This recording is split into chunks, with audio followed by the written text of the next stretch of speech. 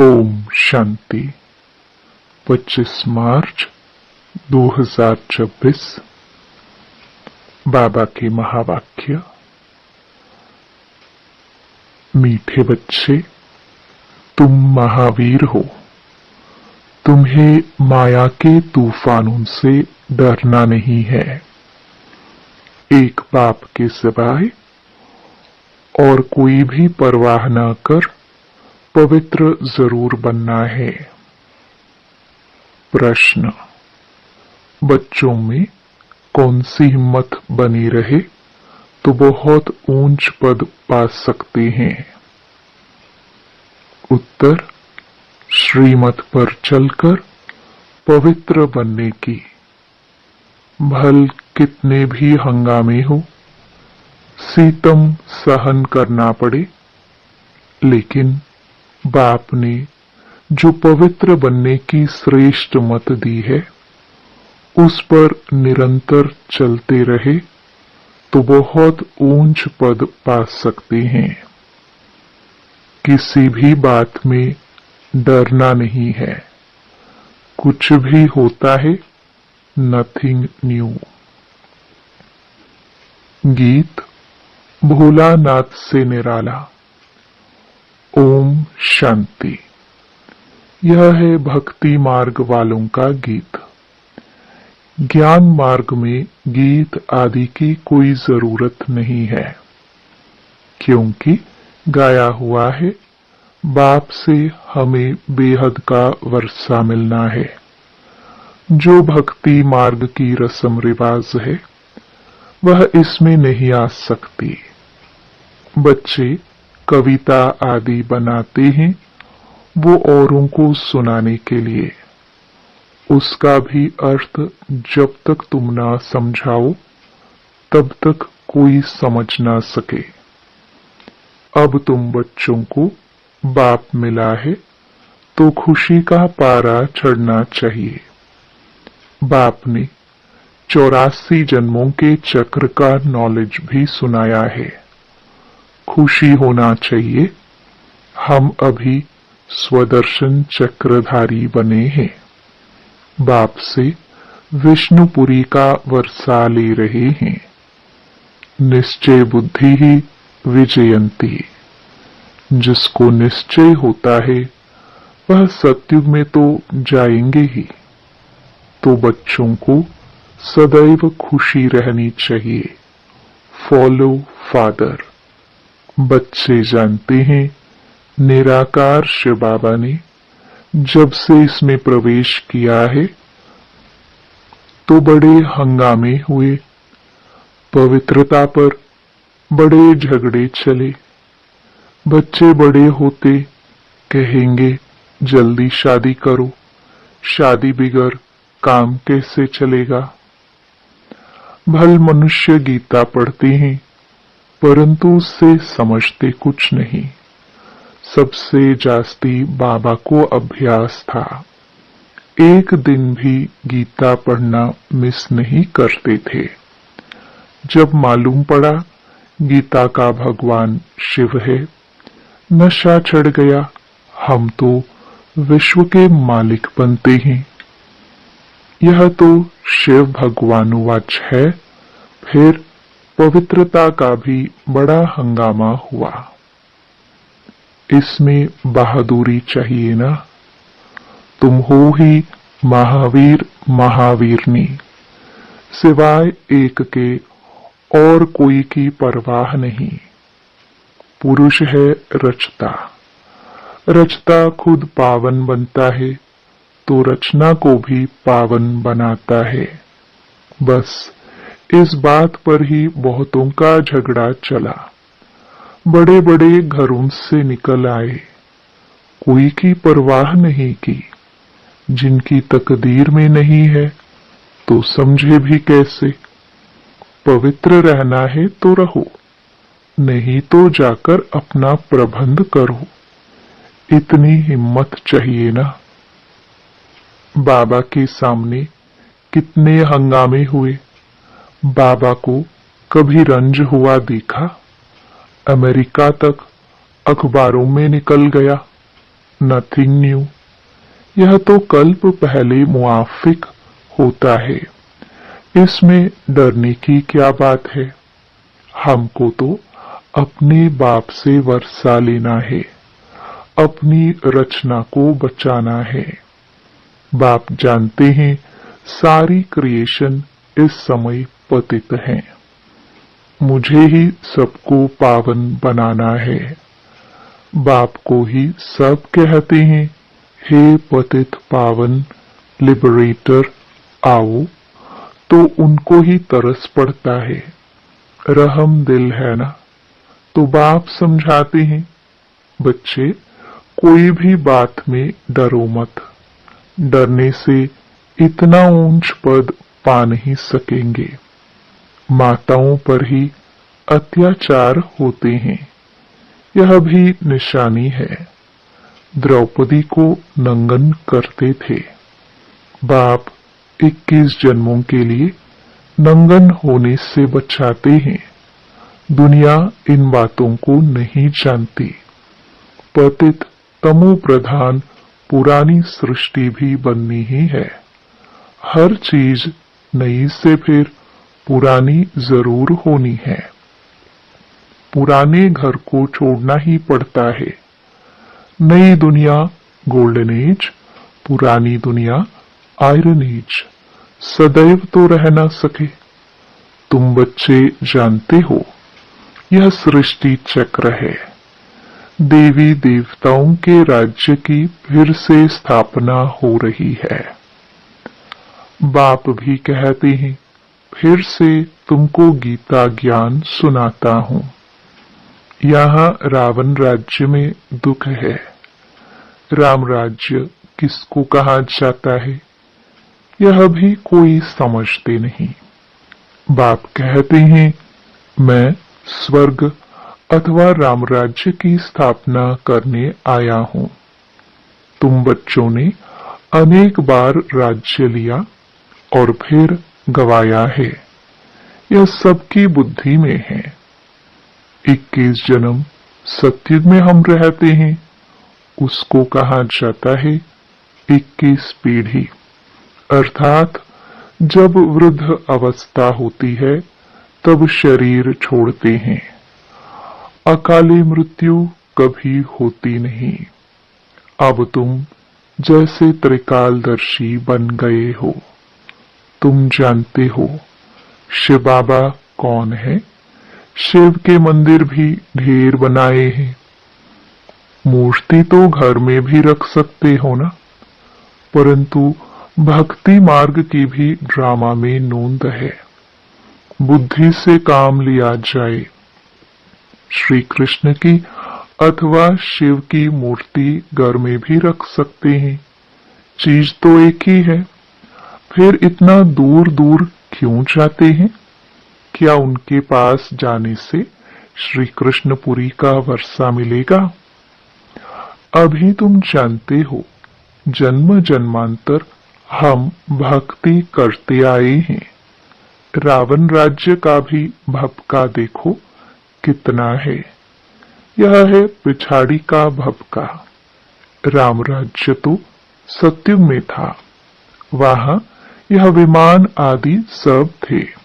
फिर यह सब गुम हो गए। फिर इस समय यह सब निकले हैं। अभी यह सब सीख रहे हैं। जो सीखने वाले हैं वह संस्कार ले जाएंगे, वहां आकर फिर विमान बनाएंगे। यह भविष्य में तुमको सुख देने वाली चीजें हैं। यह साइंस फिर तुमको काम आएगी। अभी यह साइंस दुख के लिए है, फिर वहां सुख के लिए होगी। अभी स्थापना हो रही है।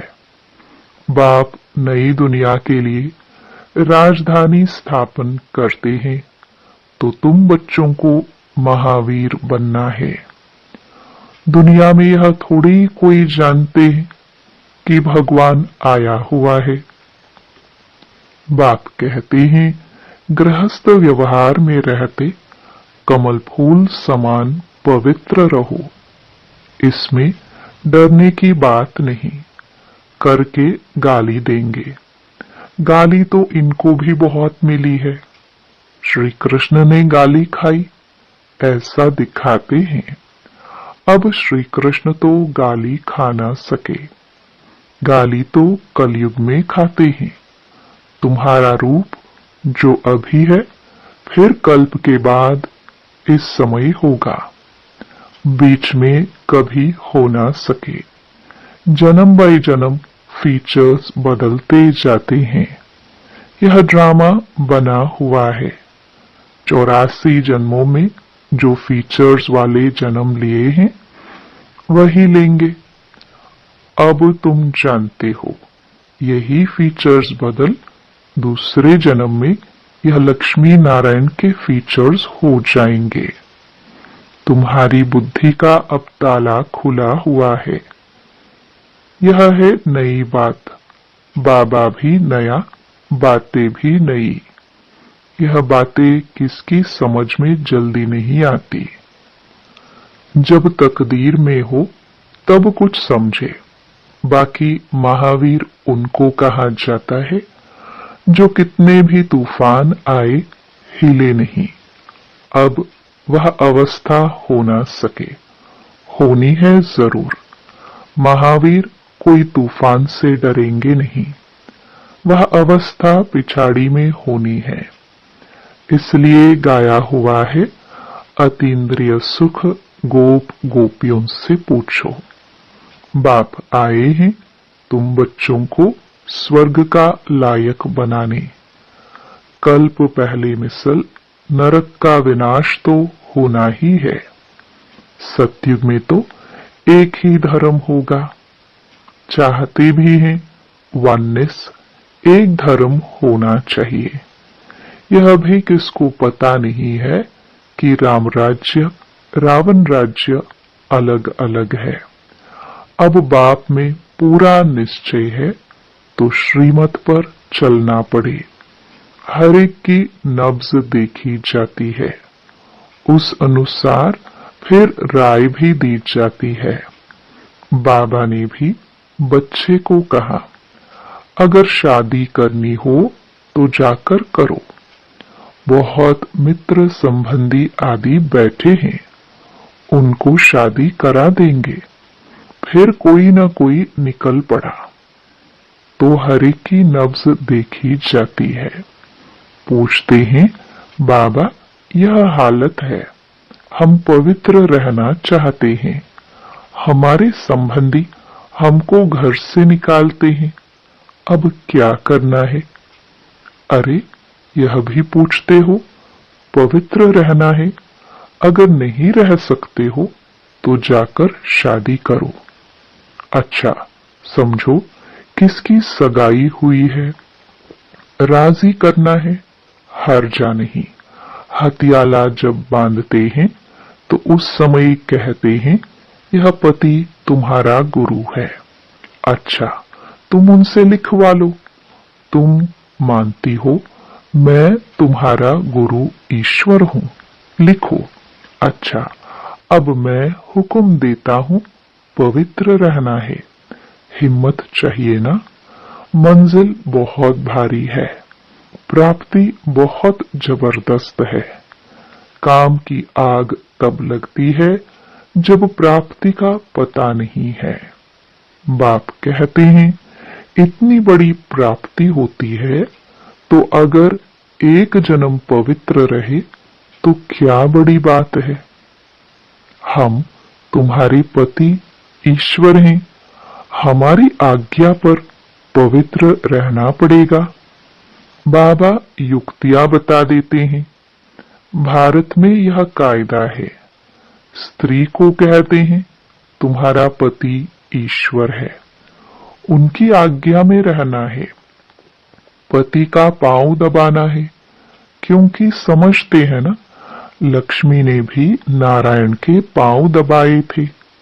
यह आदत कहां से निकली? भक्ति मार्ग के चित्रों से। सतयुग में तो ऐसी बात होती नहीं। नारायण कभी कोई थकता है क्या? जो लक्ष्मी पांव दबाएगी, थकावट की बात हो ना सके, यह तो दुख की बात हो जाती है। वहां दुख दर्द कहाँ से आया? तब बाबा ने फोटो से लक्ष्मी का चित्र ही उड़ा दिया। नशा तो चढ़ता है ना, छोटेपन से ही वैराग्य रहता था, इसलिए भक्ति बहुत करते थे। तो बाबा युक्ति बहुत बताते हैं।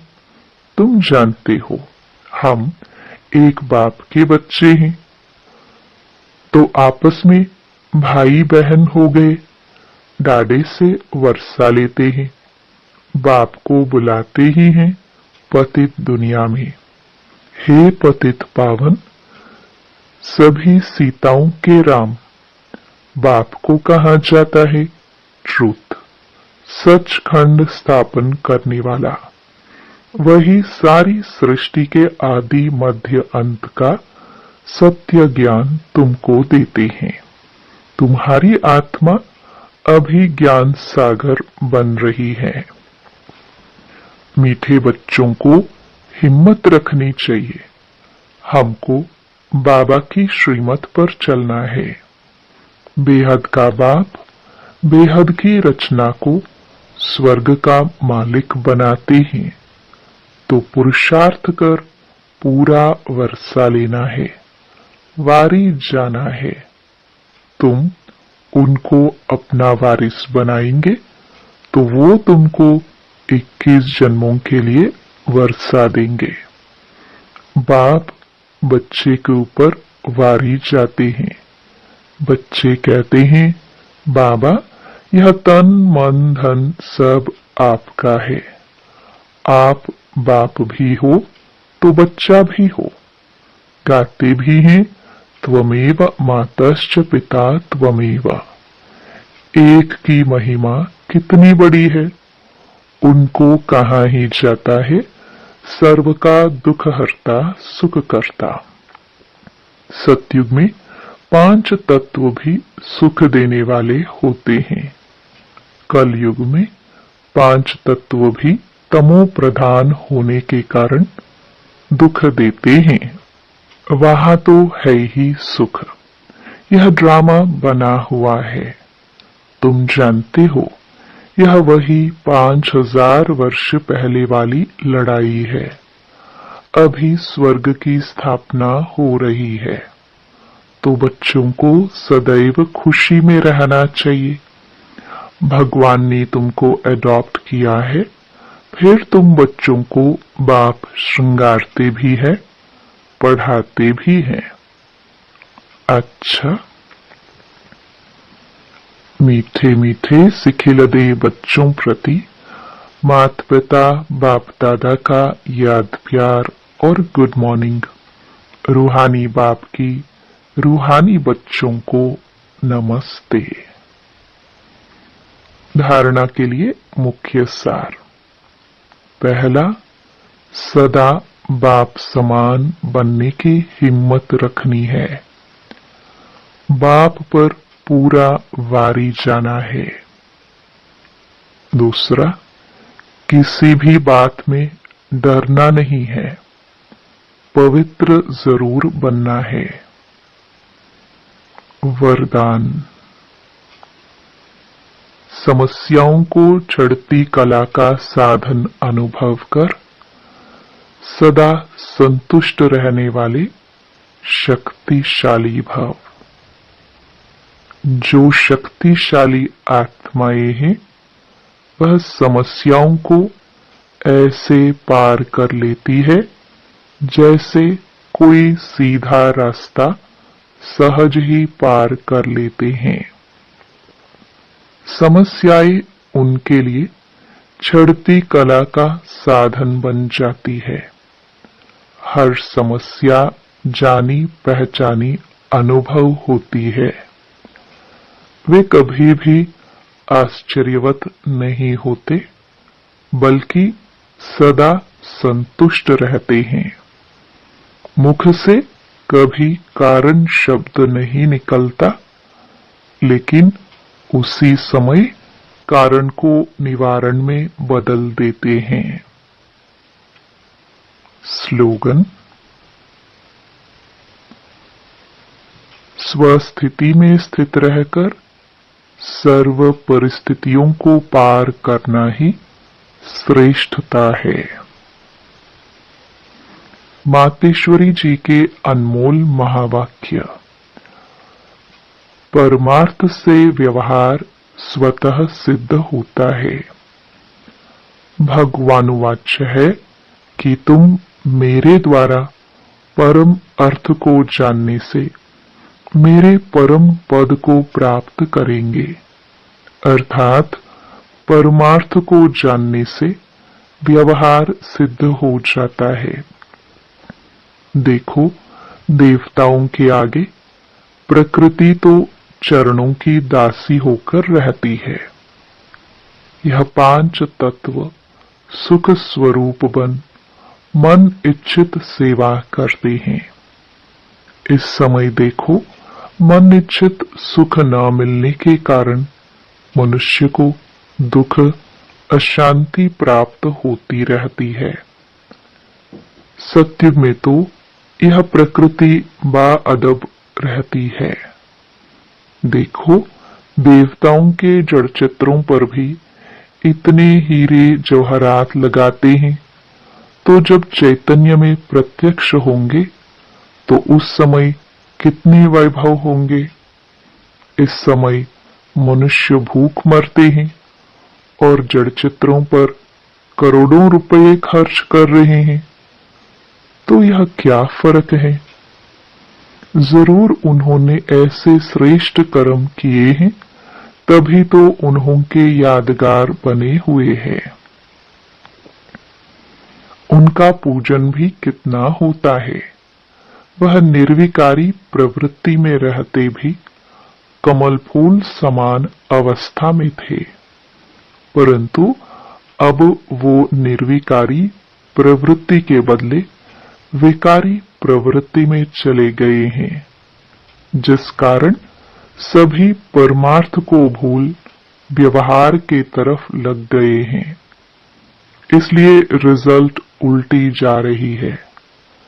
अब अपने को स्वयं परमात्मा आए विकारी प्रवृत्ति से निकाल निर्विकारी प्रवृत्ति सिखाते हैं, जिससे अपनी जीवन सदा काल के लिए सुखी बनती हैं।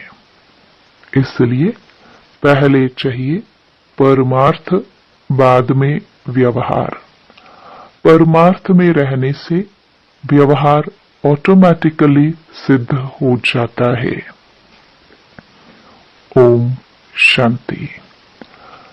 ये अव्यक्त इशारे निश्चय के फाउंडेशन को मजबूत कर सदा निर्भय और निश्चिंत रहो।